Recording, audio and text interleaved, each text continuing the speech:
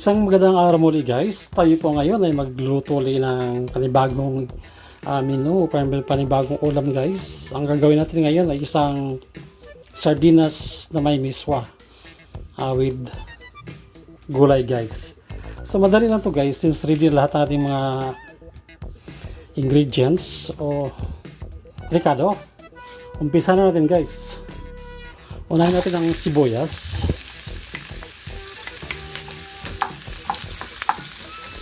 I-transparent lang natin siya guys, hindi ba siya sunog.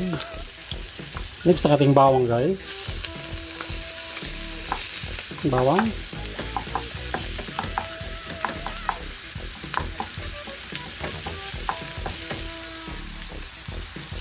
Third guys ay loya. May kunting loya tayong halo, parang yung lansa ng sardinas may laban sa loya.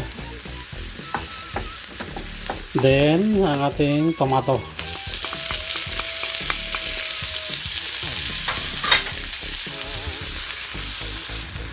Then, pagkatapos yan guys, video lumalabas na yung mantika sa ating mga sangkap. Tsaka natin i-add ang ating sardinas. Okay?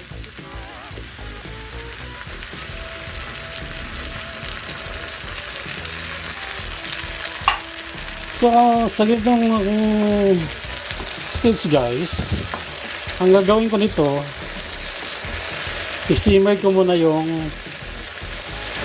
sardinas hanggang sa nagmamantika. Tsaka tayo magdadagdag ng lemon or American lemon. Okay guys, iyan muna natin siya.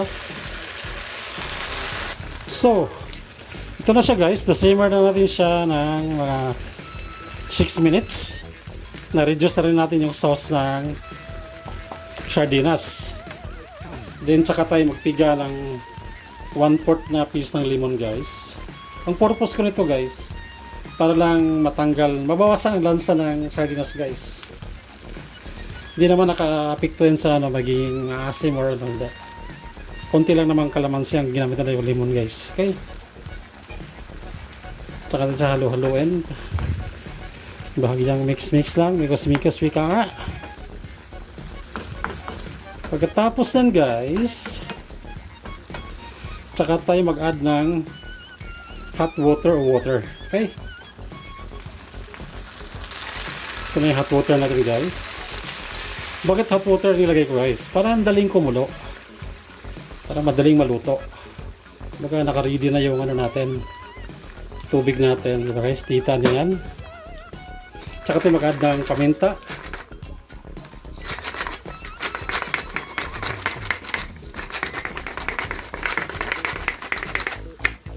Tsaka natin i-add ang ating miswa. Okay? Hayaan lang natin siya ng mga 2 minutes para maluto ang ating miswa. Tsaka natin i-add ang ating natitirang ricado o gulay. So, ready na siya guys. Okay na yung miswa natin nilagay. Tsaka tayo mag-a-add ng salt or any seasoning guys. Gusto nyo magdagdag ng mga chicken powder or ano man ang available sa market. Sa inyo na yun po yan guys, mag-add kayo. Sa akin, salt and pepper lang. Okay? Tsansahin nyo lang din kung ano ang alat ng gusto nyo. Parang hindi naman maalat din. Ako hindi ko maalat pag timpla guys. Tama-tama lang siya. Okay? Ready na yan guys. Okay guys. Okay na. Ready na ang ating sabaw.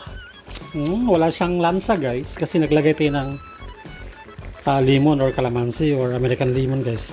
Tsaka natin i-add ang ating sikwa. Okay?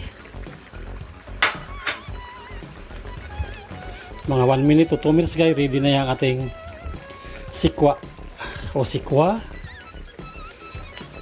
o patola. Sardinas version to guys. May iba kasi chicken lang, walang sardinas. Sa mga hindi pa nakasubscribe ng channel namin guys, Bikini Man, pwede kayo mag-subscribe, like and share. Maraming salamat guys sa panonood sa YouTube namin, Simple Discarte Vlog. Thanks for watching guys. God bless!